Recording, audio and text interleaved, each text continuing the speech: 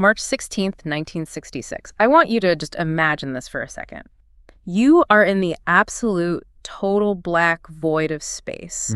You're inside this tiny metal capsule, and it is no bigger than the front seat of, say, a Volkswagen Beetle. And then all of a sudden, the world just starts to spin. We're not talking about a gentle drift. I mean, this isn't some slow, controlled barbecue roll for thermal control. It's violent. It is a strobe light gyration. You're spinning so fast, we're talking one full revolution every single second, that the sun is flashing through the window. It's like a disco light in a complete nightmare. And your vision is starting to go. It's blurring into this gray tunnel. You are right on the verge of blacking out. And the physics of what's happening to your body they're just terrifying. That rotational speed, that G-force, is literally pulling the blood away from your brain, away from your eyes. But it's not just your own biology that's at stake. No. With this sort of cold mathematical certainty that if you pass out, the structural limits of your spacecraft are next. The capsule itself will be ripped apart by the centrifugal force. And you will die in the vacuum of space. This isn't Apollo 13. This is years before anyone even thinks about landing on the moon. This is Gemini 8. And the man in the commander's seat, the man fighting those G-forces just to reach a switch, is Neil Armstrong. And, that moment, for me, I think it defines him even more than the moonwalk does. I think you're right. Most of the world, they know the famous line, one small step. They know the icon, the American hero.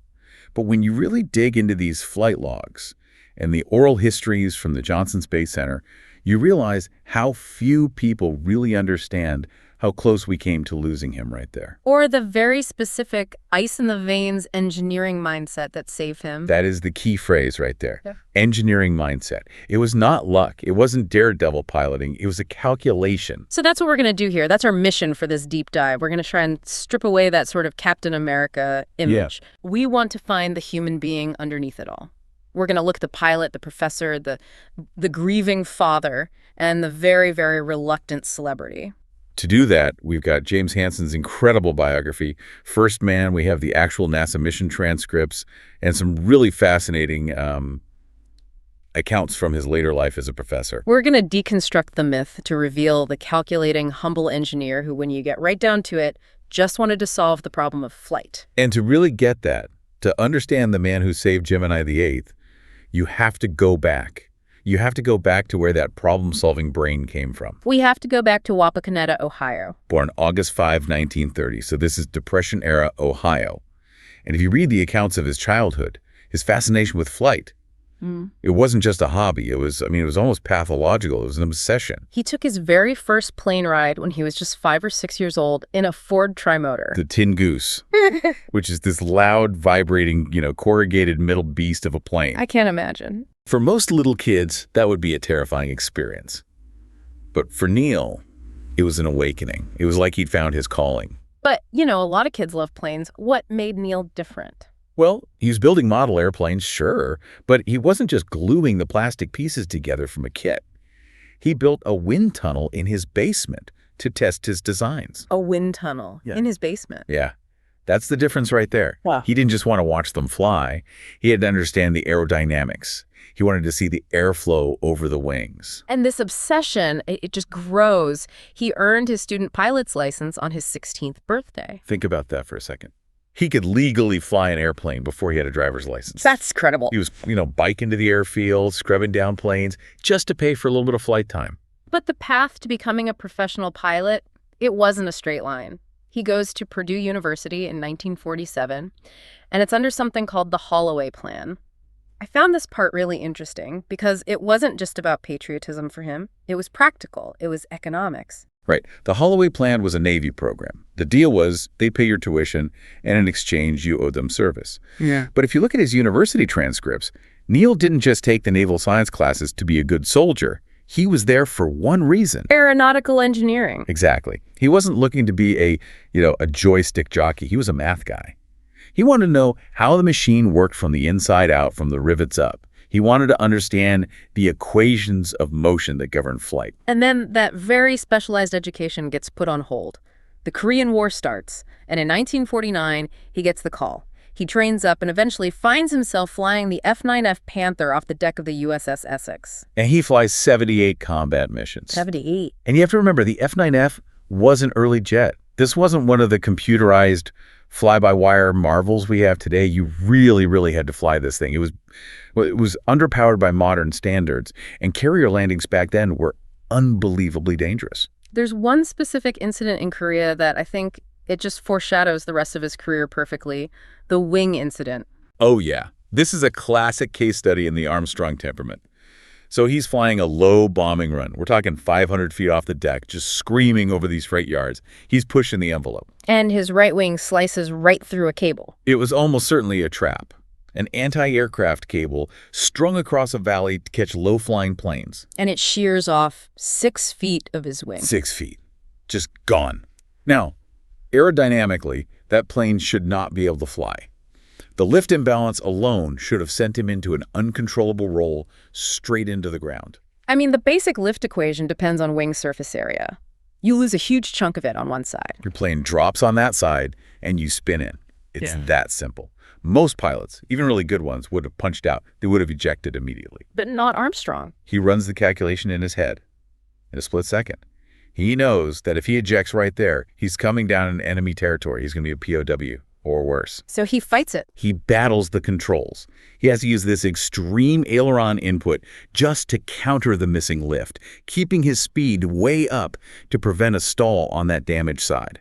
He somehow manages to nurse that crippled jet all the way back to friendly lines near a place called Pohang. And only then, only when he knows he's over a safe area, does he eject. Lands in a rice paddy, cracks his tailbone, but he survives. And that's the loop, you see. That's his process. I am in danger. What are the variables? What is the optimal solution? It's not panic. No, it's data processing. Completely ignore the terror of the moment to focus on the physics of the solution. And that reputation, that sort of calm, analytical approach, it follows him right out of the war. He finishes his degree at Purdue, and then he joins the NASA. Right, the National Advisory Committee for Aeronautics. This is the direct predecessor to NASA.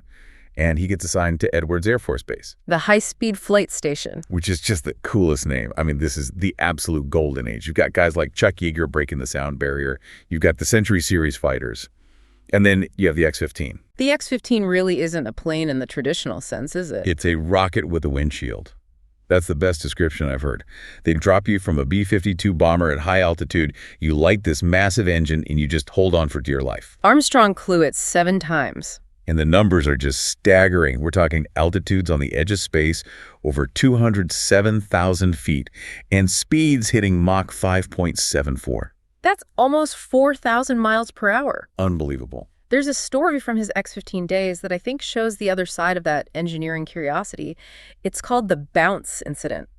And it sounds almost like a cartoon, but when you read the flight report, it was absolutely terrifying. Oh, it was. He was testing a new kind of flight control system, the MH-96.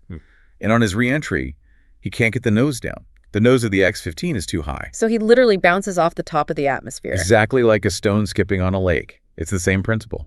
At that altitude, the air is so thin that the aerodynamic control surfaces, the flaps and the rudders, they don't have enough air to bite into. There's no pressure. Right, no dynamic pressure, or Q as they call it.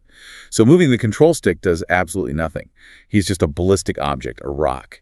He overshoots his landing field in Edwards by 40 miles. And 40 miles south of Edwards is basically heading towards Los Angeles. He somehow manages to get the nose down, turn the ship around, and essentially glide what is, for all intents and purposes, a brick, and lands it perfectly on a dry lake bed. But the key here is his motivation.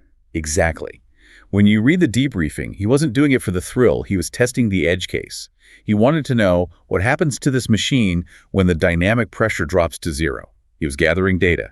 He stayed with the machine to understand its failure mode. But while all of this is happening, while he's being this hyper-competent, unflappable test pilot, there's this profound shadow over his personal life. We can't talk about Neil Armstrong without talking about January 1962. The death of his daughter, Karen. They called her Muffy. She died of a brain tumor, a diffuse intrinsic pontine glioma. She was only 2 years old. It's just a gut punch to even read about. And the accounts of his reaction are, well, they're startlingly quiet. Silence. No. Total, absolute silence. He goes back to work at Edwards shortly after the funeral. He never speaks of it to his colleagues. Some of the pilots he flew with every single day didn't even know he had a daughter, let alone that she had just died. His sister, June, she had a theory about this, about his reaction. She did. She believed that Karen's death was the catalyst. Mm. It was the thing that redirected all of Neil's immense energy and focus specifically toward the space program. So the theory is that he needed a problem so immense, so all-consuming, that it would force him to channel that grief into something larger than himself. Yes, he couldn't fix the tumor, he couldn't solve that problem, but maybe he could solve the problems of spaceflight. It created that protective shell that he was so known for. This ability to compartmentalize his emotions. He just locks the pain in a box so he can focus on flying the mission. And that ability, that emotional control, becomes absolutely vital in 1966.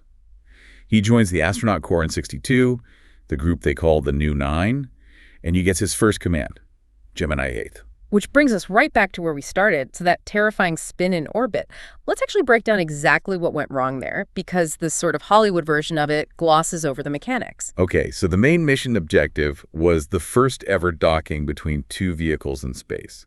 They had to rendezvous with an unmanned Agena target vehicle and link up. And initially, it went perfectly. Armstrong radioed down, it was a real smoothie. Famous last words. About 27 minutes later, the combined stack, the Gemini and the Agena, locked together, starts to roll. And Armstrong and his pilot, David Scott, they assume the problem is the Agena. Of course. It's the unmanned vehicle. It's the unknown variable. You trust your own ship first. So Scott uses the Gemini's controls to turn off the Agena's thrusters. But the rolling doesn't stop? No, it gets faster. So they make the next logical decision. Undonna. They figure, let's just drop the broken machine and we'll stabilize ourselves. But undocking was the single worst thing they could have done. It made the situation catastrophic. It's pure physics. Conservation of angular momentum. The Agena was heavy. It had a very high moment of inertia. Think of it like a figure skater spinning with her arms stretched out wide. Okay. The Agena was the arms out. It was acting like a damper, like a sea anchor, slowing the spin. The second they cut that weight loose, it was like the skater pulling her arms in. The spin rate skyrockets. That's when they hit that 1 revolution per second, 60 RPM. So what was the culprit? What was actually causing the spin? It was thruster number 8 on their own Gemini spacecraft. It had a short circuit, and it was just stuck open, firing continuously. But here's the nightmare scenario. They didn't know which thruster it was.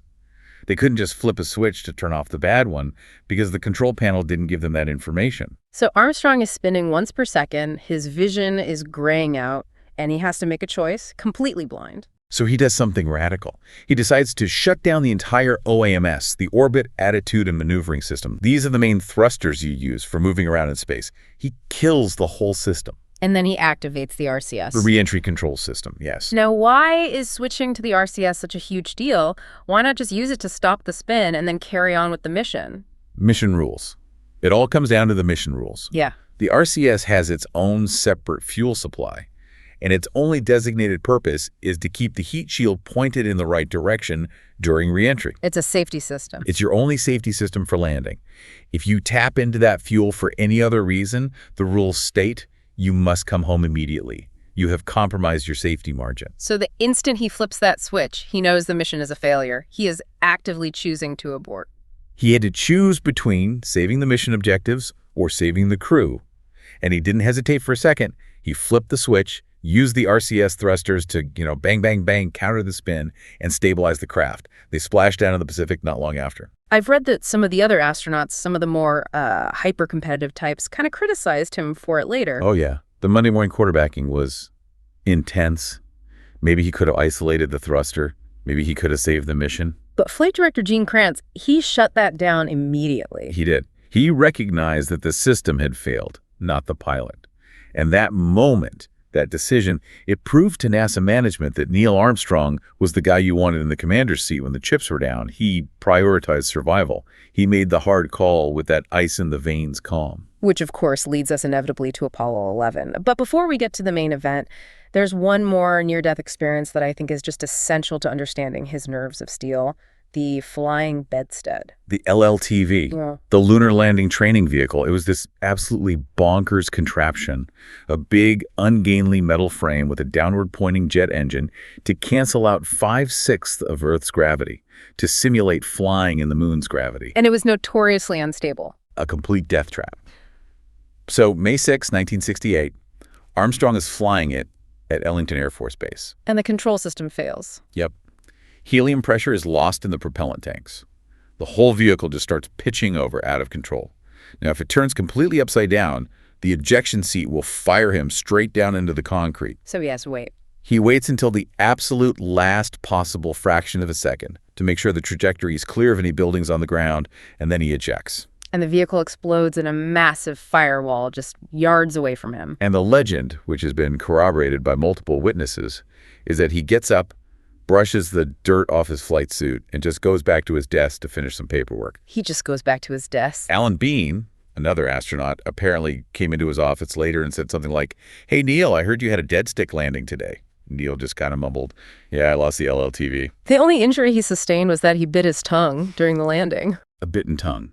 That was the extent of his reaction. It just reinforced the image. The man was completely unflappable. So when launch day for Apollo 11 finally comes, July 16th, 1969, you look at the biomedical data from the launch, and it's fascinating. It really is.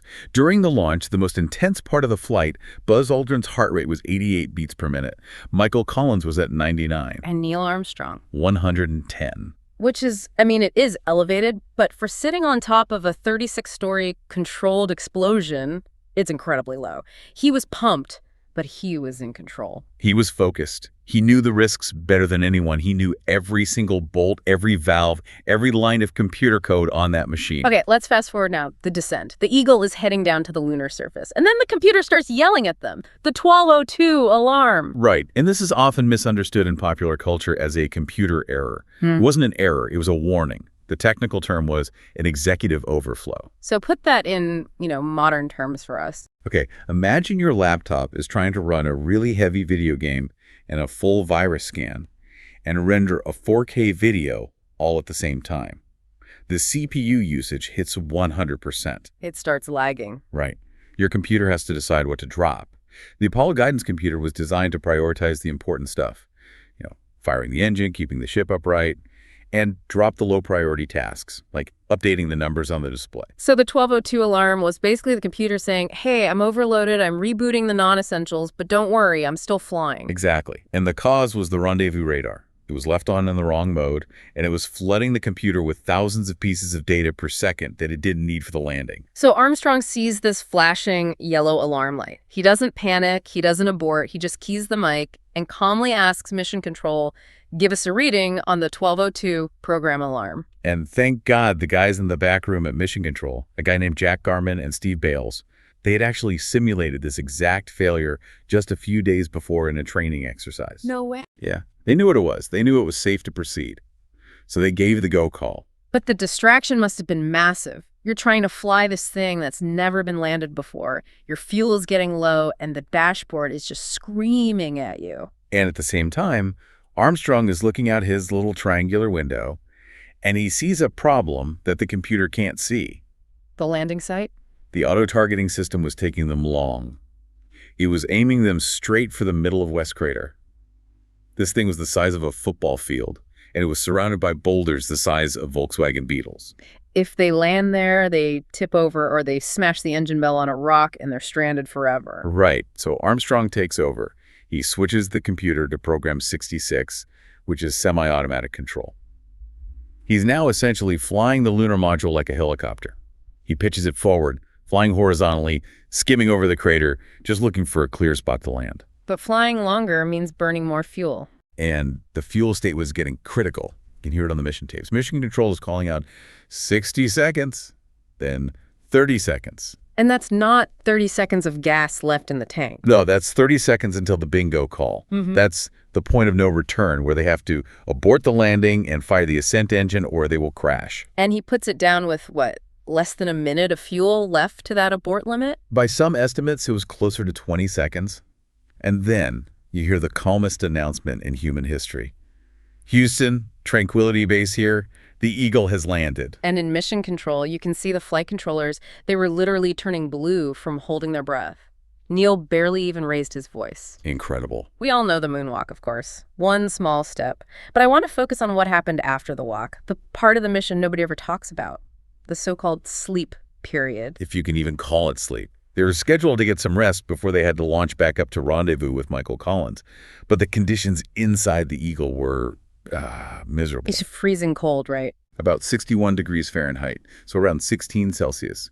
The cooling pumps for the electronics were running, and they were incredibly noisy. And there are no beds. It's not like they packed cots. Not at all. Yeah. Neil actually rigged up a makeshift hammock using some straps, and he slung it over the cover of the ascent engine.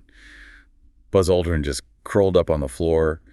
They tried to sleep in their bulky suits with their helmets on the floor next to them. Armstrong said later that the window shades were really flimsy, and the earth shine, the reflected light from the earth, was beaming right into his eyes like a spotlight. It's such a human detail, isn't it? The greatest achievement in the history of exploration, and he's just a guy trying to get some sleep on a noisy engine cover in a freezing tin can. So they blast off, they dock with Collins, they come home, and after the splashdown and the quarantine, there are the ticker tape parades. And overnight, Neil Armstrong becomes the most famous human being on the planet. And this is where that reluctant hero persona really comes to the forefront. He could have done anything. I mean, he could have been the CEO of a major aerospace company. He could have been a senator, a wealthy spokesman for any brand he wanted. But he leaves NASA in 1971. And what does he choose to do? He goes back to Ohio. He becomes a professor of engineering at the University of Cincinnati. It just seems so small, in a way, for a guy who walked on the moon. To him, it was the only logical next step. But he was incredibly rigorous about it. He didn't want to be Neil Armstrong, moonwalker, teaching a class. He insisted on being Professor Armstrong. He actually refused to have his name put on his office door. I read that he covered the little window in his office door with construction paper. He had to.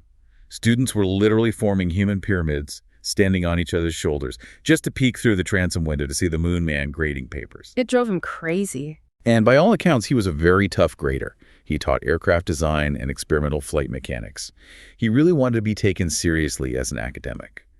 He felt that if he traded on his celebrity, it would cheapen the engineering itself. He really did withdraw from the public eye. I mean, he stopped signing autographs entirely at one point. He did. And that wasn't arrogance. He saw it as an issue of integrity. He found out that people were selling his autograph for hundreds and then thousands of dollars. The market was being flooded with forgeries. He just hated the idea of his name being commodified like that. Which brings us to the ultimate Neil Armstrong story, the story about his barber. The barber incident, yes. So for 20 years, Neil went to the same barber in Lebanon, Ohio, a guy named Mark Sizemore. And one day, after a haircut, the barber secretly collects Neil's hair clippings from the floor. Oh, no. And sells them to a collector for $3,000. That is objectively creepy. Neil thought so, too. He was furious. He threatened to sue the barber. But look at the terms he demanded. He didn't want the money for himself. He forced the barber to either get the hair back or donate the $3,000 to a charity of Neil's choosing. It was about the principle. It was entirely about the principle. He felt that just because he went to the moon, that didn't mean he had forfeited his fundamental rights as a private citizen. His hair was still his hair. It all connects back to that deep-seated humility. He always insisted in those rare interviews he gave that Apollo 11 wasn't about him. Never. He always cited the 400,000 people who worked on the Apollo project. The seamstresses who hand-sewed the spacesuits, the engineers who wrote the code, the guys who built the parachutes. He saw himself as just the tip of a very large spear. He completely rejected the lone hero myth. He did step back into a major public service role one more time, though, after the Challenger disaster in 1986. He did. He served as the vice chairman of the Rogers Commission that investigated the accident. And while Richard Feynman got most of the headlines for his famous O-ring demonstration, with the glass of ice water. Right. It was Armstrong who ran the investigation with that same quiet, methodical engineer's precision. He kept the focus on the technical root causes, not on finding a political scapegoat. Neil Armstrong passed away on August 25, 2012, from complications following heart surgery. He was buried at sea, which I think is fitting. He was a Navy man, first and foremost. And his family, they released a statement that I think just captures the essence of the man better than any biography ever could. It's beautiful, isn't it? They said, "For those who may ask what they can do to honor Neil, we have a simple request. Honor his example of service, accomplishment, and modesty, and the next time you walk outside on a clear night and see the moon smiling down at you, think of Neil Armstrong and give him a wink." That still gives me chills. It's the perfect epitaph for a man who never wanted a monument. So when we stack it all up, the flight logs, the biographies, the anecdotes, what's the real takeaway? Because pop culture so badly wants him to be this swaggering daredevil cowboy. And the evidence just doesn't support that at all. He was the ultimate engineer, From that little boy testing model airplanes in a basement wind tunnel, to the pilot analyzing the physics of a damaged jet wing over Korea, to the commander shutting down the main system to save Gemini, it was always about solving the problem. He didn't want the fame. He didn't want the glory that came with it. He just wanted to fly. And maybe more importantly, he wanted to understand why things flew. And perhaps that's exactly why he was the right person to be first, because when the alarms were blaring and the fuel was running out and the eyes of the entire world were on him, he didn't stop to pose for the history books. He just flew the ship. He flew the ship. Mm. If you enjoyed this deep dive into the life of a true quiet giant, please like this audio and subscribe to History Titans channel. It really does help us keep these kinds of analyses coming. And please share this with a friend who you think loves space history. We also want to know what you think. Comment below. Do you think anyone else in that original astronaut corps could have pulled off the Apollo 11 landing with that same specific kind of calm? Or was it uniquely Neil? We would love to hear your take on that. Thanks for listening and keep looking up. Goodbye, everyone.